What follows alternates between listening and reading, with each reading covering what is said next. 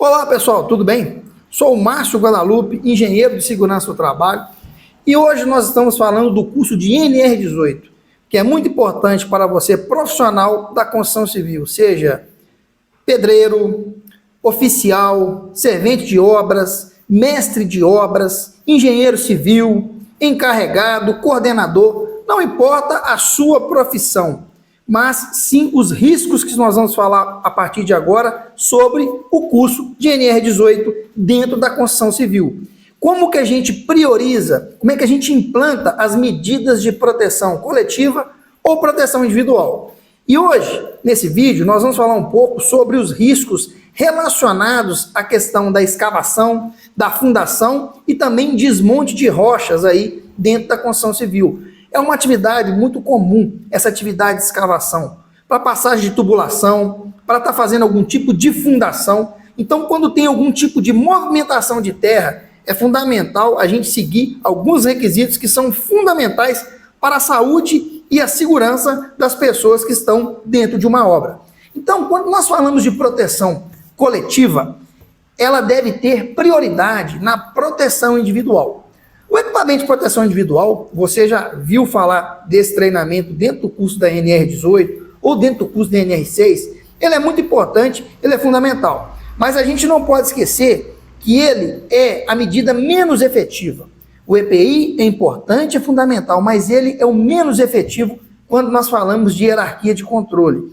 Ou seja, a proteção coletiva ela deve ser priorizada antes de chegar até o equipamento de proteção individual. Essa questão da proteção coletiva, a gente prevê medidas que vão evitar a ocorrência de desmoronamento, por exemplo, dentro de uma escavação, deslizamento, projeção de materiais e também acidentes com explosivos, máquinas e equipamentos. A proteção coletiva é fundamental. Imagine um deslizamento, uma projeção de materiais. O EPI ele pode até minimizar o impacto, mas ele não vai evitar o acidente dentro de um canteiro de obras. Então, antes da gente iniciar os serviços de escavação, de fundação ou até mesmo de desmonte de rochas, é importante nós certificarmos se tem alguma existência ou não de redes de água, por exemplo, passando naquele trecho, esgoto, tubulação de gás, cabos elétricos e também de telefone. Então nós temos que tomar ali as providências e a proteção adequada antes de fazer esse tipo de atividade. Algum desvio ou interrupção e até outro caso, se assim for. Então é importante, antes de fazer uma escavação, seja utilizando ferramentas manuais ou principalmente máquinas pesadas como escavadeira, retroescavadeira, pá carregadeira, é importante eu saber o que eu tenho ali naquele solo. Eu não posso simplesmente sair escavando. Eu tenho que ter um projeto, eu tenho que ter uma análise prévia antes de fazer aquela escavação. Em alguns casos específicos, em situações de risco, deve ser solicitada ali uma orientação mais técnica das concessionárias ali quanto à interrupção ou à proteção das vias públicas. O projeto daquele local. É importante a gente ter esse tipo de entendimento. A área de trabalho, ela tem que ser previamente limpa, e as áreas de circulação, por exemplo, desobstruídas, retirando ali escoramentos, escorando principalmente árvores, rochas, equipamentos, materiais e objetos de qualquer natureza. Então tem que ser feita uma reunião de pré-trabalho, uma análise preliminar de risco antes de iniciar essas atividades, e envolver as pessoas responsáveis que conhecem daquele terreno, daquele canteiro de modo geral. Então muros, por exemplo, edificações vizinhas e todas as estruturas ali que possam ser afetadas pela escavação, no caso, elas devem ser escoradas. Nós já vimos em muitos acidentes de escavação com pessoas ali muito próximas às áreas, com muros, com outro tipo de estrutura que, a partir do momento que a sua base ali, ela de alguma forma, ela é abalada, vai desmoronar e o acidente vai acontecer. E quando tem pessoas próximas, a gente pode ter ali fatalidades.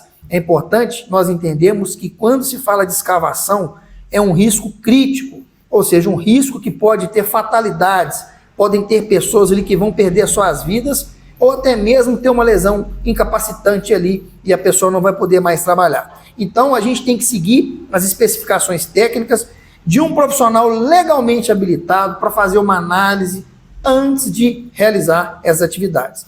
Quando nós falamos de gerenciamento de risco, é importante nós entendermos que os principais riscos críticos de escavação civil são infraestrutura subterrânea, escavação de valas com profundidade maior que 1,25 metros, ou seja, passou de 1,25 metros, ali 1,5 metro, o risco já é maior, porque as pessoas que vão estar ali dentro daquela vala têm o risco de ficarem ali soterradas, porque a profundidade é muito grande.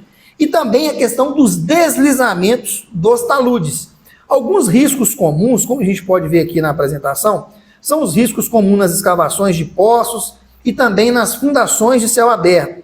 Por exemplo, queda de materiais que estão na borda ali, queda de pessoas, fechamento das paredes do poço, interferência, por exemplo, com redes hidráulicas, elétricas, telefônicas ou de abastecimento de gás, inundação desses locais, eletrocusão e também até mesmo asfixias. Então, quando nós falamos do treinamento, na contratação aí de novos profissionais, os mesmos, as pessoas que vão começar dentro daquela obra, devem passar por um processo de integração. É o que você deve estar fazendo agora nesse momento.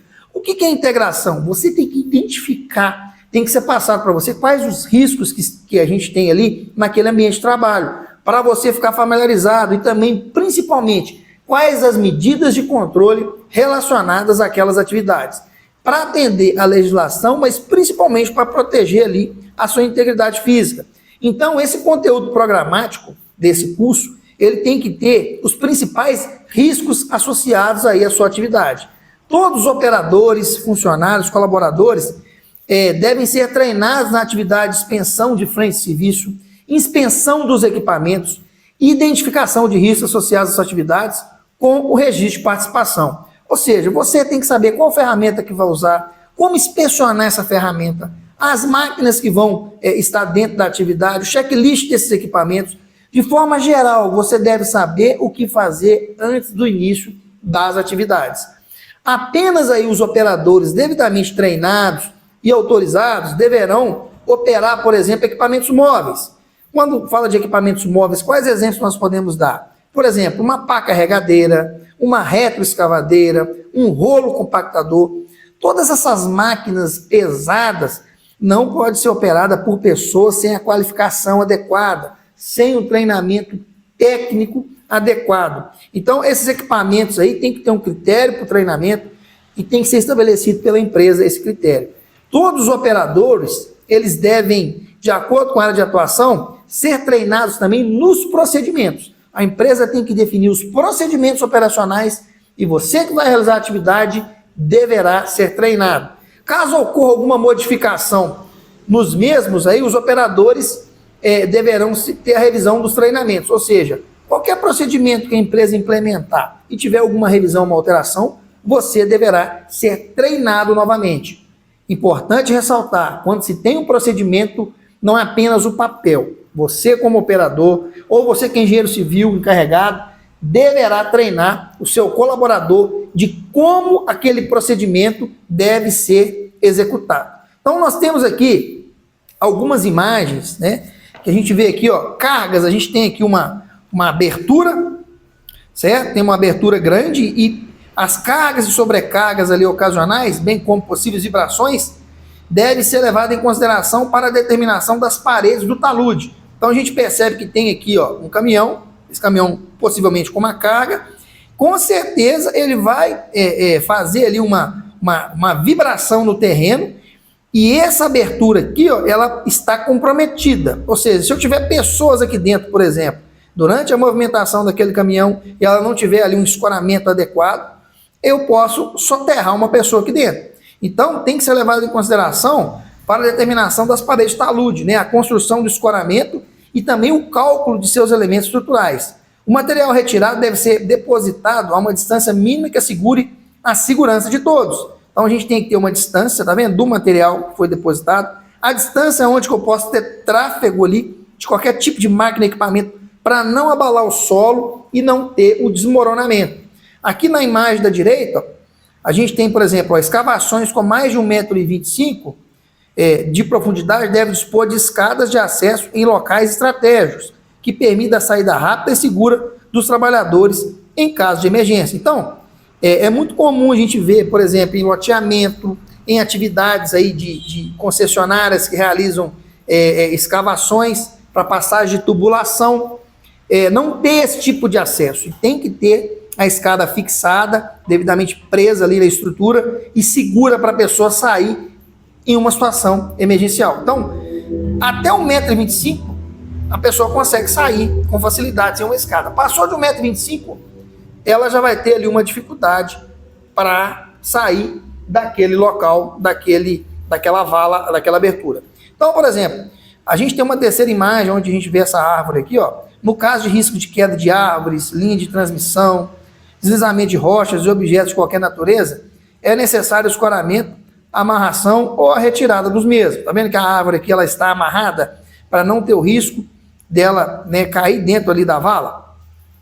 É necessário esse escoramento aí, tá? Devendo ser feita de maneira a não acarretar obstruções no fluxo de ações emergenciais. É lógico que eu não posso, por exemplo, na hora que eu vou fazer a amarração, atrapalhar ali a passagem das pessoas ali naquele local.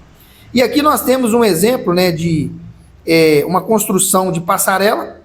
Essa passarela, aqui nós podemos perceber, ela tem que ter uma largura mínima de 80 centímetros, protegida por guarda-corpo com uma altura mínima de 1,20 m, certo? 80 centímetros, né, ou 0,80 metros, que é praticamente a passagem de uma pessoa por essa passarela. Tem que ter o guarda-corpo com altura mínima de 1,20 m, quando houver necessidade de circulação de pessoas sobre essa escavação. Então é muito comum, às vezes, as pessoas pularem, entrar dentro da vala. Então, fazer essa passarela, pode ser uma passarela de madeira, um material resistente, que vai garantir aí a passagem das pessoas de forma segura. Tá?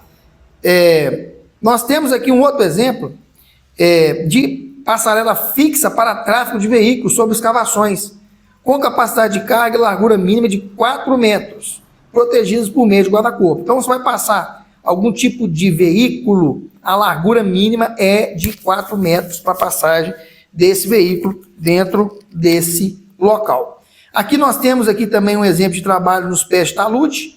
Tem que ter uma avaliação prévia pelo engenheiro, responsável técnico, pelo risco ali de instabilidade que possam apresentar a existência de riscos, né, que constituem impedimento da execução dos trabalhos até que seja eliminado. E aqui a gente tem uma escavação tabulada, né, uma escavação com paredes em talude e com o escoramento aqui de forma adequada, um exemplo de escoramento para garantir a estabilidade das paredes aí dessa abertura. Alguns exemplos aqui de sinalização.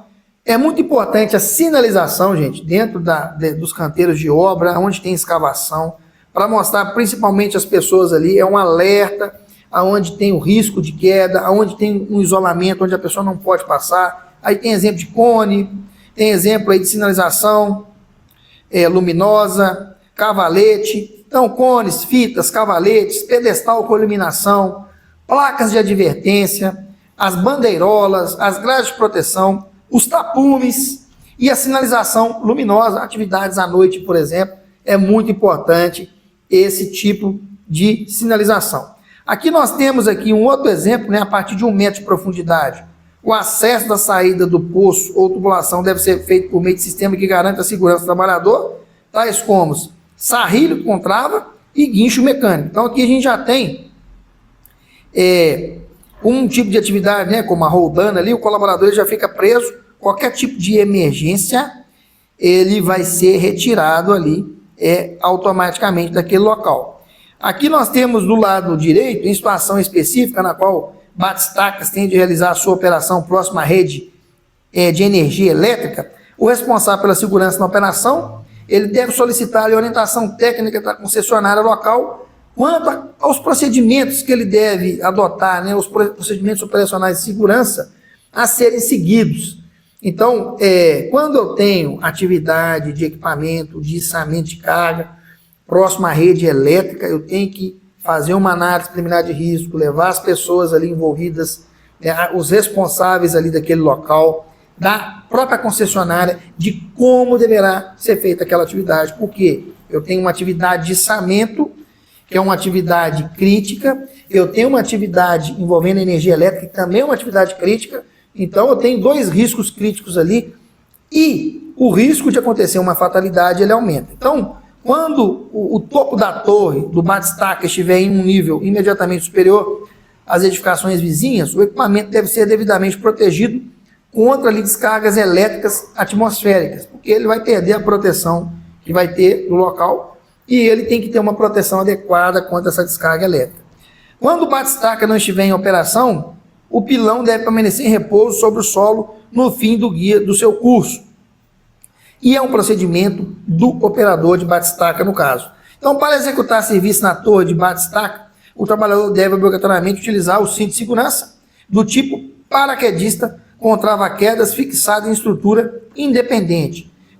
A gente já falou de duas atividades críticas, vamos para a terceira. Atividade de içamento, atividade também de altura e também atividade envolvendo a parte elétrica energizada.